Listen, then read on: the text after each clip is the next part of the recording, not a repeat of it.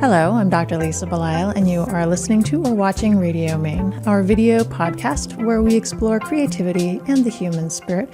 We are sponsored by the Portland Art Gallery in Portland, Maine. Today I have with me in the studio William Sullivan.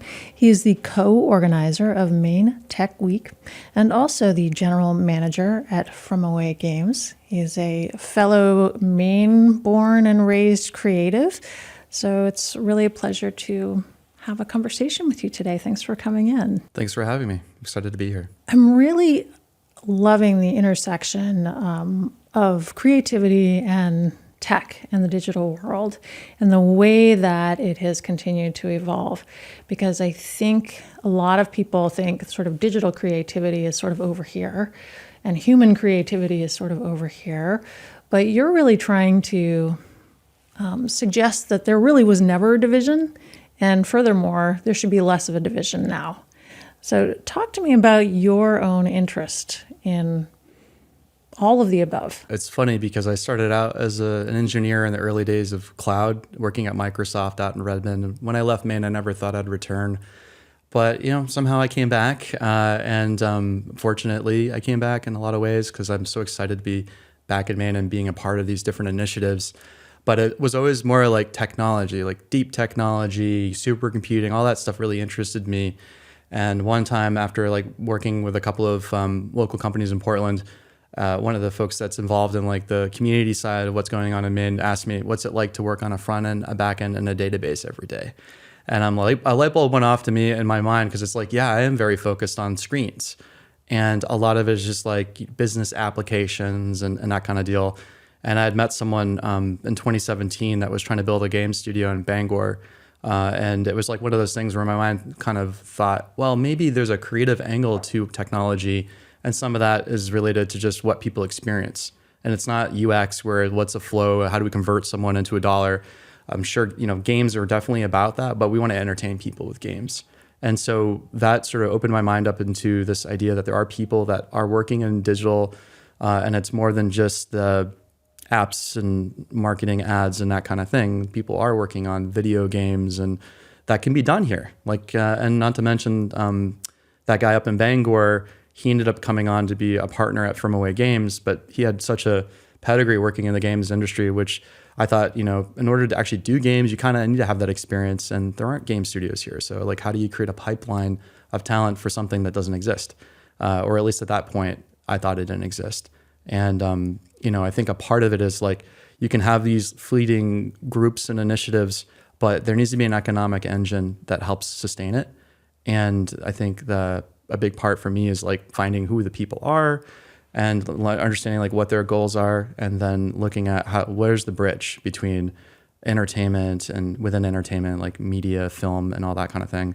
And I'm a movie buff. Like I grew up watching, loving Robin Williams and Jumanji, and I was excited to learn they filmed part of that in Maine. And so it's like a part of this has been just the discovery of all the things in my backyard, and the people that are involved in making that happen. Well, I didn't know about Robin Williams and Jumanji here in Maine. Where was that? So it was a wool mill down, I think, outside of Kittery. It's where they did the Parsons Shoe Factory in the film. But, growing up in central Maine and not in the southern Maine area, Stephen King and Salem's Lot and a lot of that, there's just, it's kind of cool. I mean, I remember when Empire Falls was being filmed, they came to my high school. I went to Maranacook, and they were like just plucking people out of public high schools to be like backups and, in the scenes and stuff. So I always thought that was cool. And I was thinking about maybe being a hobbyist scriptwriter. And so I just sort of admired the fact that like, oh, people care, they come here. It's more than just the vacation. Like that's very important too. But also like, where's the economy? Like, how's that production work? And that sort of just has been in the back of my mind over the years. And I think a big part of it is just like, there are these different groups of people. Now, how do you make them talk to each other? Just like when you're building a game studio, you've got engineers, you've got designers, you got 3D modelers and animators. I've had like that ability to see how to sort of work within different groups and how to align on stuff where it seems like, how does something 3D work with the code and in a way that the end user enjoys playing it? So that I think is translated to how do I interface with people who work across these different types of streams, whether that's an artist or a digital artist or even like a physical artist. Like there's a lot of overlap. And I think just finding the way to kind of thread that yarn or thread that needle, tell a yarn, spin a yarn. So is a big part of it. Yes, you got all of the metaphors bundled in together, and they all work in this case. Yeah. Yes. Although I'm not from away, I'm from Maine, but our studio is from Away Games, and my partners are not from here. But I see. Little fun fact. I see. So you get to be William and the front from away crew. I get to be the anchor, I guess. Okay, that sounds good. So growing up in Reedfield, Monmouth area, Yep. you actually started doing some of the tech work in high school. Yep. And what was there at Maranacook? Was there a lot of interest in that type of work while you were there?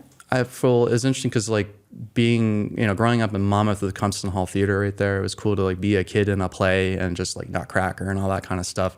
And then see the performances that would come there with like the local production companies. And I think one of them, one of the guys that was in one of those crews was later did pretty well in Hollywood, and he actually did a fundraiser event for Compton Hall. So it's cool to see some of those people come back. And he was the father in Stranger Things. I'm drawing a blank on his name right now, but there's a little bit of that I think kind of carried over when I went to Maranacook, like working on the web and the early days of like HTML and CSS and like the stuff that's relatively easy to do now especially with ChatGPT and that kind of thing.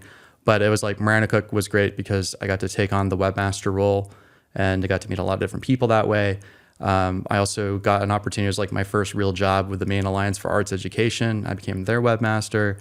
And I loved the 3D side. And at that time, Macromedia had a product called Flash. You could kind of make interactive websites with it. And I also got a scholarship to go to PopTech, which was a conference in Camden. And that year, it was like Lawrence Lessig launched Creative Commons. Like it was a lot of really cool stuff. So I got lucky that I got to get some access into these different networks through that as a student. And I think that's a lot of what helped to shape me and my interest today, especially with trying to, bring some of that back to a certain extent. I'm interested in an area that I know you have expertise in, and that's VR, virtual reality. And one of the reasons I'm interested in it is because I know that the VA is actually using some VR tools to help with rehabilitation and help with some health issues. And I love the use of tech for that. And I love this idea that you actually can enable people to step into a situation without putting them at risk, but exposing them in a different way. So talk to me about your interest in VR.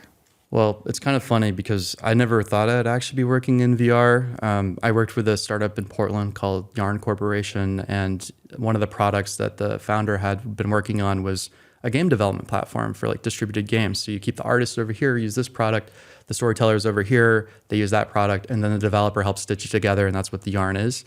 And Sam Matiozian's the founder. He went to the Future Storytelling in New York and came back and said, we're doing VR now because this is the future of storytelling. And it was cool because we got to go talk to a lot of different organizations and introduce them to VR. Early days, like Google Cardboard was probably like the most common way people experienced it. We ended up doing a project with the Island Institute called Island Land VR. And that was really cool because we got to essentially do some development using a game engine called Unity, which was made for games, but we were putting videos into this game engine. And the experience was like for Island Institute, like we'll take people across Maine, put them in this headset. They don't have, maybe they're traveling, maybe Island Institute's in New York or doing a fundraiser wherever.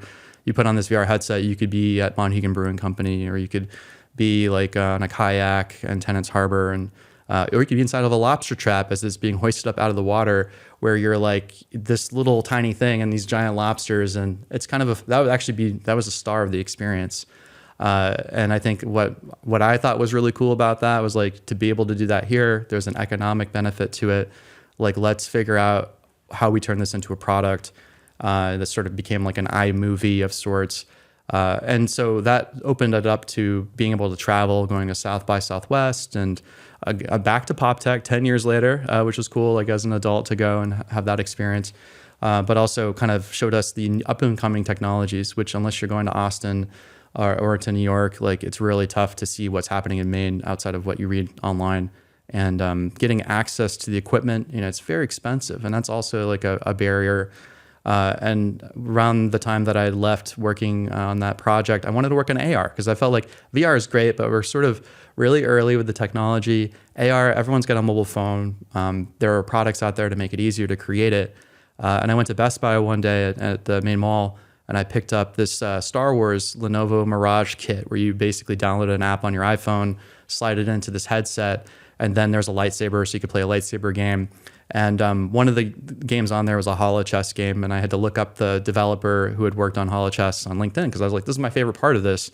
And it turned out there was one mutual connection with the founder of that company and someone here in Maine that I had just met at a tweet up of all things.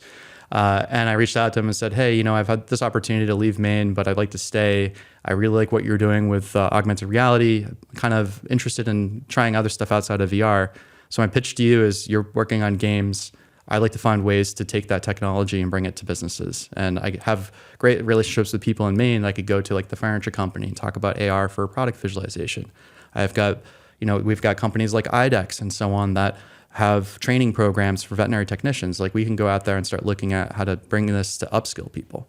And that's where I think the sort of, for me, it was the first time where I realized that a lot of this technology that's meant for entertainment can also be used for education and learning. And that's, it was a great experience for me because I had that opportunity. And also the Maine connection, I think, got me that initial meeting with him.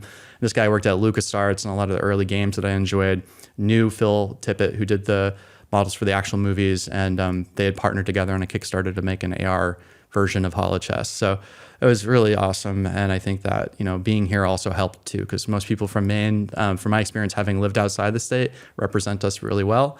And that helps with trying to just get that first conversation started. So one of the things that I'm interested in as you're talking is obviously my background is a physician, and that's not part of what I'm doing here today, but that is my educational background, my professional background.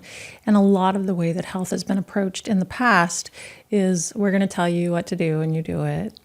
And obviously we've had sort of Dr. Google over the years where people, they search things, they show up in the offices and they say, well, this is what I read online. And some doctors push back and say, well, I'm still the expert and I'm still going to tell you what to do. And my observation is, well, these people have ultimate agency over their own bodies. They know what's best for themselves.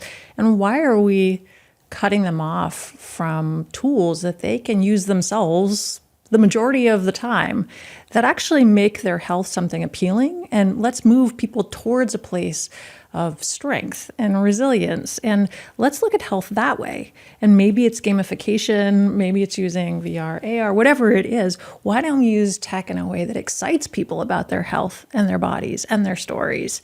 And I think we're getting closer. I think we're still, though, the way that a lot of education is offered in the health field is still talking head. I'm going to tell you what to do, and I'm going to expect that you're going to absorb it.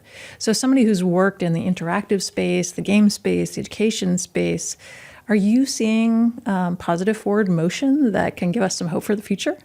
I think so. I mean, we had a startup company come to Portland many years ago around the time Sam and I were working with others on building out Yarn.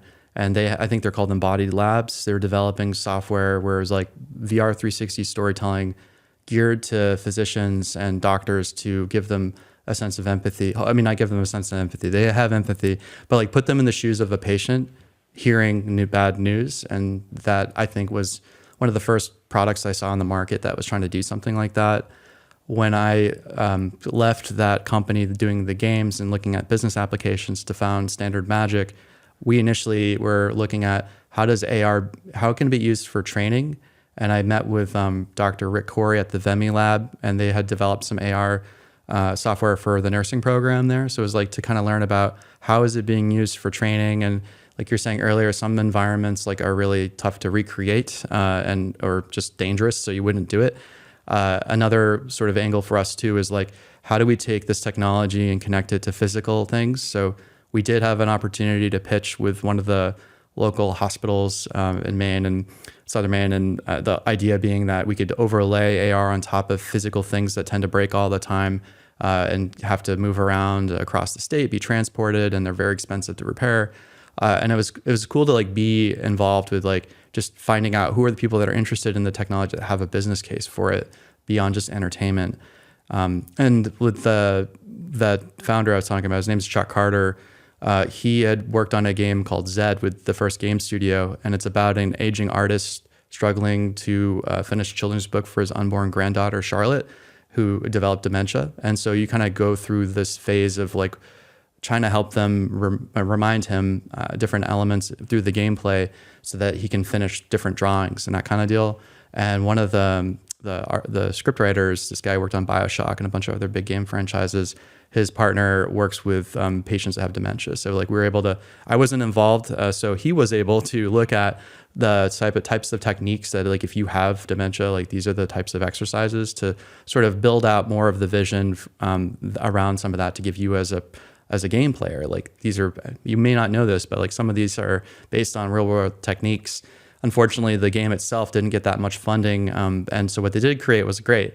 And actually, when we started From Away Games, one of the first things we wanted to do was work with Cyan, who are the makers of Myst, which is where Chuck worked on the first Myst game. They were the publisher for Zed. And so we worked with them and we were able to get ownership of all the Zed IP and had started to look at all of the original plans for that game, where we were kind of thinking about what are some of those types of exercises that would actually work well with some of the new things we know about gameplay today. But the reality is like a lot of these techniques also are equally applicable for training and business side of the use. So for me, someone who started out as an engineer and then kind of went into business development because I couldn't really find someone else to do it, but also I just had a genuine passion for trying to be involved with the tech ecosystem back in like 2013, 2014 when I moved back here. And so part of that was like helping entrepreneurs and giving them this, you know, sort of expertise they would need to like build, not only build the app, but also think about the business and how do we market it. And that way it's not like an if we build it, they will come kind of deal, which in the gaming world, it's really challenging because there's a lot of layoffs at a lot of the big studios, and it sort of doesn't paint a good picture for early stage investors that might be looking at entertainment, which in Maine, it's mostly folks that invest into arts that think about investing into games. It's like this idea that like, is there something, you know, tsunami coming basically in the background with Gen AI in particular. So it's, you know, for us working on games that we think that will sort of build that emotional connection. And honestly, like outside of this game, I never really would talk about dementia, Alzheimer's, and all those kinds of things. And I think that's because like it's not really, there wasn't really anything that prompted me other than the fact that I happened to be working with a partner who worked on a game that we're, you know, trying to build out. And I think that as people play these types of experiences, you know, or serious games, that it might just spur more conversation around these kinds of things. Like I'm a millennial, my parents, like my mother's had a stroke. Like it's like you know, we have risk of dementia and that kind of thing. Like this is, if the more we talk about it, the better I think it will be for people to feel more comfortable like exploring some of these difficult discussions in the real world. So you took it in an interesting direction, and that is the idea of kind of training the next generation or even the current generation of people in healthcare, doctors, nurses, I mean, the entire group of PAs, nurse practitioners, allied health professionals, and really helping them with empathy, using, you know, the technology to help with empathy, which certainly can help with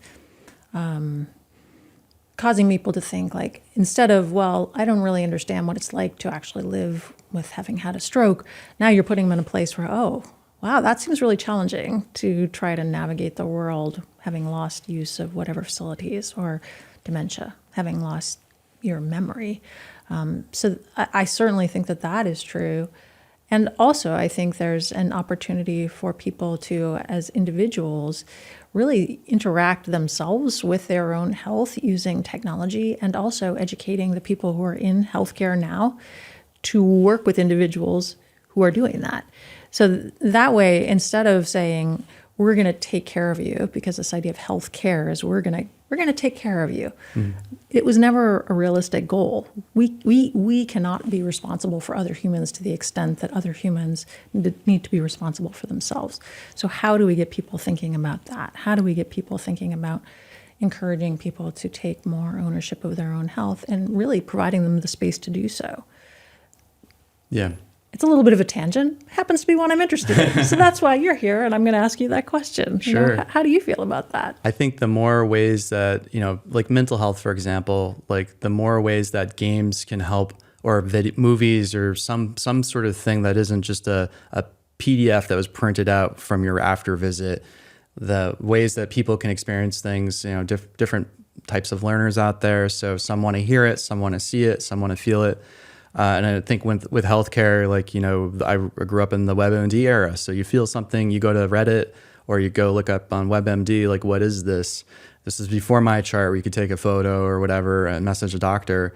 And I think that we have so much information, and now it's just a matter of how do we get it today, and what are the sources and how reliable are those sources? Like, say, asking a chatbot or, ChatGPT or something like that.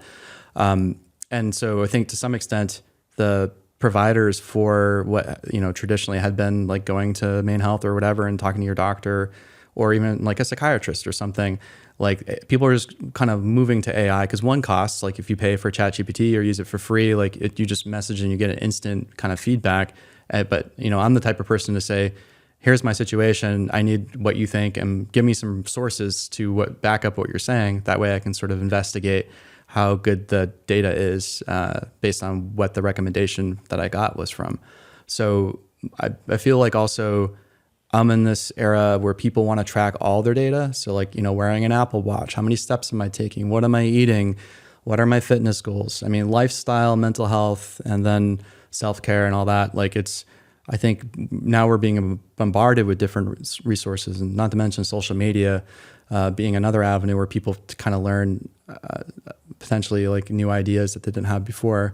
But yeah, I think with the XR stuff, it's kind of interesting because you can kind of explore different areas where maybe you even might be inspired to build something that helps convey what it is to do something. Like if you have, let's just say, just a hypothetical, like you have a relative who has like a wound condition, and it's one of those things where like they're struggling to like maintain that, and you could potentially maybe create a short film or something, and maybe it's a cartoon, or you make an AR thing where they put on glasses and look at it. It's just like it's an experience for them, and it shows them kind of like, all right, here's how you do X, Y, and Z. And it's becoming more and more feasible for people who are not even developers to create that kind of content, basically. So I think that, how do we create stuff that of value within health, and what does that mean for people? It's so tough to know, like from a business perspective, like what's the ROI on doing this little thing? Am I going to be the next healthcare CEO of like a AI XR company? Or it's just like coming from a place of like, I don't care who the market is. I'm just doing this for someone, and I'm maybe not even ambitious enough to want to start a company and all that stuff. It's just like, I'm making this for a one-off. And I think that's a lot of the sort of what gets people excited when they see other people and get inspired to go do other things as a result. Like maybe you inspire someone to be an entrepreneur that's going to go tackle that problem that you found for your family member. Well, I'm going to pull out one little piece of what you just said and encourage. You said I'm the type of person who will use, I think you were talking about AI, to give me some recommendations, but also give me sources. And I want to make sure that these are legitimate sources. I would encourage anybody who is using AI, and I use it all the time for lots of different things, including health, but anybody who's using AI specifically for health or any sort of professional information should always do exactly what you're talking about. Yeah. Should always ask, what are the sources? Where are you getting this from? And then that person should go back and should look at the sources. Is this coming from, PubMed, or is this coming from maybe an unrecognized online source that doesn't have the same sort of credentials? So I really appreciate that you said that, because I think that's always been the worry, is the legitimacy of the information. I think there's a lot of really legitimate information out there, and also there are a lot of hallucinations. So let's just understand what the tool current state looks like. It's getting better and better, but I wanted to call that out specifically because I think that's really, really important for where we are with particularly generative AI these days. And to be really good at it, to be an effective communicator with AI might inspire you to do the same with your own doctors. So like when I meet with a doctor and I'm getting like going through lifestyle, like group therapy and that kind of thing, I want to know where they pulled that data from. And I wouldn't have done that before, but now it's just sort of ingrained with me where I'm trying to get my information from. And I'm not like a stickler about it, but it's like, oh, curious, like, what about this type of thing? Like, where did that data come from? How old is it? From the 80s? Or, is it recent information? And I think we start to ask, like, where's our data coming from? It might reveal sort of like some gaps and opportunities potentially. And I think with the more conversational AI has gotten, it starts to feel more and more like a human conversation, that you can start to, like, it just feels more natural asking those types of questions. It's not like going to a restaurant in Portland and be like, where's this chicken from? What farm up the street kind of deal. I mean, it's great to know that. Usually they're trying to sell that to you. Oh, it's from, such and such farm. It's local, buy local kind of deal. But your data isn't local necessarily. And so hopefully, it makes it easier. And personally, I've also just been more interested on how these types of tools can be used for like more of the patient-centered care. The embodied lab stuff is awesome, and I think it's helpful for different types of providers to like go through that experience and whatnot. But also for, example, like I have a really good friend who was working at the VA with innovation there, and she was very focused on collecting data from the patients and like how they're feeling and their results, and it was more or less like, to understand from them their perspective and not just what the doctor who had that experience sees. Like, because you can sometimes get, the patient generated health data can be really valuable for making a better outcome at the end of the day. And I think that these tools maybe help people be more effective communicators when they provide that type of data to an AI. And I think to some extent, even for the professionals too, like they can learn from some of that, which is great, and become better at their service that they're providing to the, for the experience for the patient. I agree.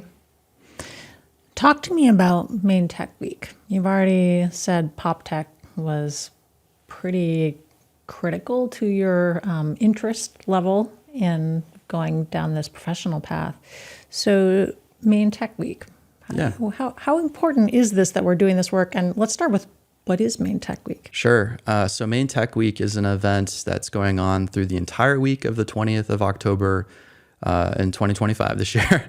And it's like inspired by a bunch of other types of tech weeks that are going across the US. And I personally, I went to Pop Tech. It kind of opened my eyes up into like what a conference could be like. And then also got to go to Austin Startup Week, and they recently rebranded to Austin Tech Week. And I think, it's run out of Capital Factory, sort of the heart of, I think, the entrepreneurial ecosystem in Austin, but now just like established tech. And also going to New York Tech Week, where the idea is that like, you don't have just these 30 people planning every single thing. There's a couple of core sessions, and then you can kind of choose what sticks out to you, where you want to go. So with Pop Tech, you kind of show up in Camden when they're running it up there, and you just be there throughout the day. And there'd be some talks that you maybe think aren't going to be appealing to you because you're like, I'm just a tech person. I want to talk about the deep tech. But then you see a talk from someone who's like, not only works in engineering at like a big company, but like had a very personal thing happen and how that inspired them. And that story is more of like just very deep stuff, and how that translates into becoming like a better leader effectively. And so with our hope with this Tech Week is it's not an organization behind it. It's like a collective, and it's this group of volunteers. Like we put out a Google form, and if you want to be on steering committee, check the box, show up kind of deal, which I think is actually a little bit different than these other tech weeks, because even New York's run by A16Z, and they do an awesome job at curating and getting the right people in. The other event that I was involved with in the first year on the programming and second year programming, but branding and my website and everything, was Maine Startup and Create Week. And the second year I was involved in helping like with the website and everything. And I just was really excited about this idea of that people might want to come here and not just vacation here. And so the first year of the MSCW, we had some budget to like fly people here from New York and wherever. And I got to look at my LinkedIn and be like, these are people that are like director of technology at RGA. Like, I don't know if you'll come here, but like, let's go ask and we'll fly them and make it easier. That was really fun. And I think I like post-pandemic, one of the things that now that I'm more tapped into the creative community here, I felt like it'd be awesome to have a platform to focus on creative. And so creative to me is people who work in film, they use technology, and how generative AI is kind of changing some of that. That will be like an example of one of the panels we're hoping that we can put together, but also like on music and technology. Like a lot of people wouldn't know this, but there's a platform called reverb.com, which is very popular for musicians to buy and sell instruments. Not to mention you've got like, Atticus Ross selling the 9 Inch Nails, like equipment from social network and stuff. But one of the co-founders of that company lives in is a Falmouth native and lives in Portland. And, He's very involved in like helping bands and distribution with Bandcamp. And it's just like some of those things where, yeah, that's a great intersection of music and technology. Not to mention we have musicians as well that are using it. So we're looking to have like a variety of talks in different areas. Food and technology, also really important to me, because I think during at least the first year that I can recall with MSCW, like it was one of the tracks that we had. And I kind of want to leverage the sort of growth we've had in Portland and the excitement around food. And also like what's happening in that space. Like what is it that is happening in that? What can people take away from these? So it's not just like a talk about people's backgrounds and what they've done. It's sort of where's the future going around that. Marketing and advertising, also very interesting. It's going through a very disruptive sort of phase. And Meta, they do VR, but they also do advertising, and they're creating the tools for Instagram and Facebook to reach your target audience, and they're now baking AI into some of that. So I think the hope is that we will have 2 days of programming on the 22nd and 23rd, but outside of that, it's Maine Tech Week. So we're hoping that there will be other communities that will also want to have like a talk or a meetup or social and have someone talk about something that's interesting. And it's really an experiment, that aspect of this. But Portland Tech Week could come soon. I don't know, but we'll see how Maine Tech Week does. And the partners that we brought into the mix have been amazing. We have some world-class speakers. And the nice part since the pandemic is a lot of folks have moved to Maine. And some of them are also looking to connect with other people that work in their space, and they work remotely for other companies now, but they might want to collaborate on starting a new thing. So maybe we can create some collisions that inspire some new ideas. And I think for some people, like some of the students that we're hoping to get to come, maybe this could be like a pop tech for them, where that might inspire them and introduce them to new ideas. That I think we all benefit from that. One of the things that you've done to create these connections is also Silicon Lobster, and you're using a pretty widely known tool in a really interesting way. Sure. Spin that out for me. So 2014, Dave Kirpin founded a company. Well, he didn't find it at that point, but like opened up an office in Portland for Likeable Media. And he had worked with Mark Zuckerberg's dad to build an agency that focused on dentists. And he had hired a couple of people that I think were pretty pivotal in a bunch of other startups at the time to build out an engineering team in Portland. And the Press Herald interviewed him, and one of the questions they had asked is like, what's Maine's problem? Why don't we have more people like you wanting to open up offices here? And he was saying that like, well, I don't know if it was without this one person, I don't know if we would have done it. Maine has kind of a branding problem. And he had said, if it was up to me, we call it the Silicon Lobster, like Silicon Valley, Silicon Slopes, like that's kind of our angle here. And I thought like, oh, that's an interesting idea. And when I was at Microsoft, everyone asked about lobster rolls and stuff anyway. This is kind of like a playful way to leverage it. So I got the Twitter for it, but they had gotten the domain name and everything after that. And I just I was working on mainstartups.com at the time, where it was sort of a free resource to figure out who's doing what in Portland. But I always envisioned it being more than just startup companies, because some of those people like go on and work in corporate and do some really cool stuff at some of the big companies in Southern Maine, and I guess across all of Maine at this point. And so I'd say, fast forward to after I'd built a startup company that I bootstrapped and got to work in AR and VR on my own and raise funding and all that jazz. I got to meet a lot of interesting people along the way on the creative and entertainment side. What better name? And also Maine Startups, I had kind of passed that off when I went to go focus on startup to someone else, and the domain expired. So I wasn't going to use that, and just a good excuse to go look at siliconlobster.com. And it turned out that that company had been acquired by another company, and I went on GoDaddy auction, and I got it for $10.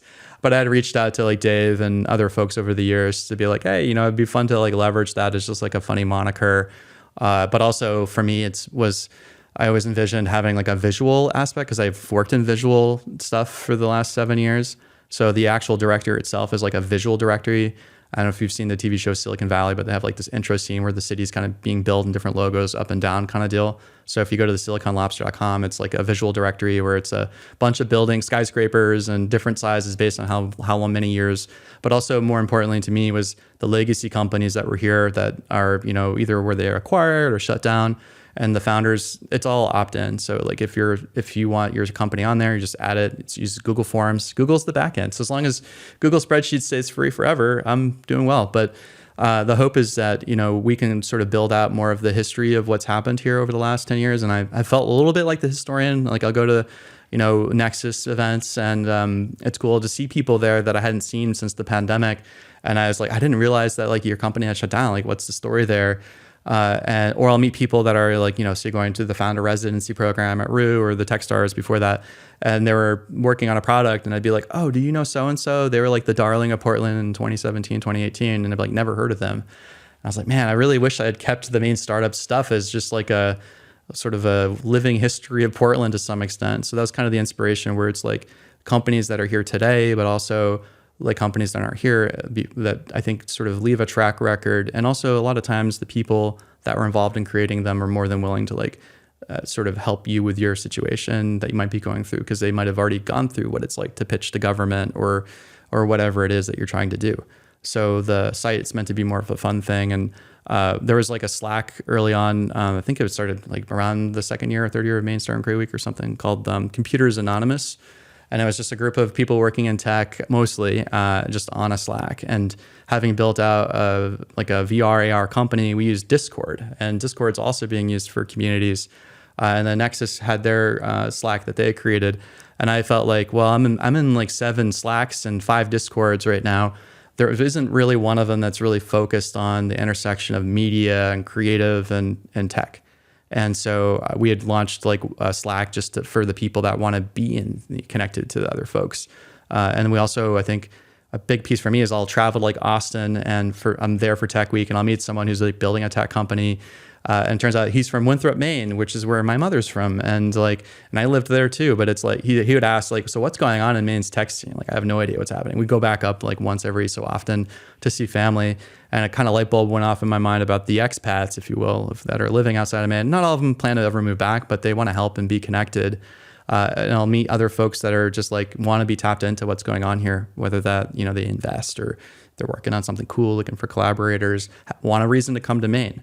And at one point my wife and I were thinking of moving from Maine, because it was really tough when I started Standard Magic, because we were pitching all these local companies on like using XR and helping training and all that. At the end of the day, they just like worked with other businesses outside the state. So it was actually good. We were looking at Midwest. My wife's from Kansas, so we were kind of looking at Tulsa and Oklahoma, and she's got family there too. And Tulsa has like Tulsa Remote, and it's like a Slack community where you can figure out like, is this a place I want to move to? And they were offering an incentive to move there at the time. I'd been there when I was at Microsoft, so like I've been there before. I love living near the water, but it sort of like showed me what you could do with these types of resources, and it doesn't necessarily need to be like this professional thing. Like, it can be super low key, and that's what the Silicon Lobster Slack is about. But the high level piece for me is like, I'm working on different things. Some of them won't work out. It'd be great to like have other things to look at. I want to go work with this company, and I want those types of companies to exist that are in the entertainment and media side. So that's only going to happen if these people have a way to communicate with each other that is more like in the space that they want to participate in, and not some like big general thing. And so, yeah, anyway, it's like, I think, what's my next job going to be if something doesn't work out? Well, maybe some of these folks will create that next job, I guess. And that's where I think the power of these networks come to play. And we've got some great platforms for that too, like for different types of areas, whether that's defense and space, or if it's the creatives that I'm trying to hype, or what, Nexus is doing too. Like, they're very critical to the community. Like, Startup Maine is very critical to like helping entrepreneurs and get connected and build that out. And, it's great to see that we have a variety of resources. I think the more vocal, the more people that are sharing these, the better chances are people will find them too. So I know that one of the reasons you ended up back in Maine was Superstorm Sandy. Oh boy, yeah. And I guess I'm just wondering, and sort of in this final question I have for you is, you've definitely framed it as a positive. Your life was sort of taken apart by things beyond your control, yeah. And you ended up back in Maine. What were some of the tools that you had to draw on sort of mentally and emotionally to say, I'm going to come back and it's going to be a good thing. We're going to make this work for us. Well, it was interesting because I had put in notice at Microsoft when I moved to New York City. I actually lived in Long Beach. I wanted to live on the water again because it would be fun to sort of just have a little bit of a work in the city, but also have a way to relax on the weekends kind of deal. And there was Windows Phone 7 had just come out. Like Microsoft acquired Nokia's phone division. Like it was really a lot of cool stuff. And I met people that had basically left Microsoft, built a thing, and Microsoft bought it in their back. And so it made me want to think of like, all right, well, we have some ideas on building some stuff, and me and a couple of other folks. So I put in my notice, and literally the next day, Sandy hits New York, and I got 8 feet of salt water in my place, and the entire island was basically flooded. Not to mention Manhattan, like it was all over. And we thought it was just gonna be like a little thing. Like, you know, we put sandbags in front of the windows and stuff, and then the water hit it and pushed it in. And I recorded a YouTube video of like just what it was like to go back, because we didn't know what it would look like. And it was just sort of like, wow, this is real. That video, actually, I put it on, it was the first video I had ever put on YouTube, and it's still alive, and there's still people like commenting on it today, which is crazy because it did uproot a lot of people. Like I was actually really lucky. You know, I could rebound from it. People like had their homes destroyed on foundations, and you had to deal with insurance companies. I had to deal with FEMA, and that was interesting. Itemizing all the things that you thought you would have still, and then maybe getting some money back. And thankfully we did. And FEMA was awesome, honestly. But at a certain point when I was in Central Long Island, it was like the day of Halloween. It was the most depressing thing. You'd see like these trick-or-treaters going to these homes that have a tree on it. And yeah, the people, they don't have anywhere else to go. Like at that time, you're paying a first month, last month broker's fee. You get to cost like 15 grand to go rent a place, and everyone's looking for a spot. And so it was just like, man, I need to get out of here. So I got on the ferry in Port Jefferson to Bridgeport, and I just thought like, damn, I'm so happy to be going back to Maine right now. And I went to my mother's, and she, of course, was remodeling the living room and had everything taped off when I got there. She knew I was coming because I gave her a heads up like the day before, like I'm getting off of this rock. But it was just crazy to get there. And frankly, I had like 2 or 3 months where I'm just like full, like just, I got sick from Sandy too, and I didn't have health care. And so it was just like a few months of just trying to recover from that. And then I was on disaster unemployment, which is crazy.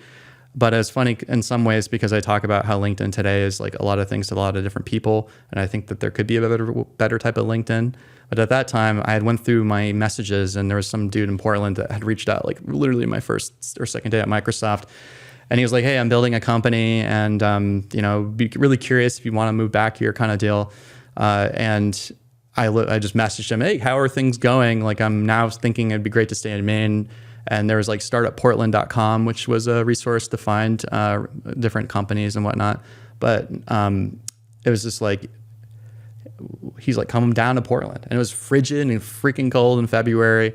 But it was cool because his company had just been acquired by Publishers Clearinghouse, a giant sweepstakes company. And it was the days of mobile apps becoming really big, and PCH bought a game studio in Brooklyn. And it was just really cool that like, if I had stayed, who knows where, you know, I could have been there with that. But I got to be the first hire post-acquisition, which was fun. And it was cool because he brought me under his wing, introduced me to like Maine Angels and all these other groups, and just sort of like really helped shape, I think, a lot of my initial outlook on like what could be possible here. And so I think that's what we need more of, is like those people that are willing to share that type of, you know, just the networks are really tough around here unless you know someone that's willing to sort of like hear your story and that kind of thing. But with Sandy, it really opened me up to thinking about sort of the permanence of some things in your life, like having some sense of where home is. And I wanted to work at a startup, didn't work out, had to pivot, and then got to Maine. I'm in the Augusta area. There isn't a whole lot of tech going on up there. And so, you know, getting to Portland at a time where a lot of things were coming together, and, you know, a VR company existed, a game studio was up in Bangor, like a lot of things were starting to percolate, which was cool. But the hard part too is like when I moved to Portland, I'm like, I'm going to live on a hill. Like I'm not going to have to deal with this stuff again.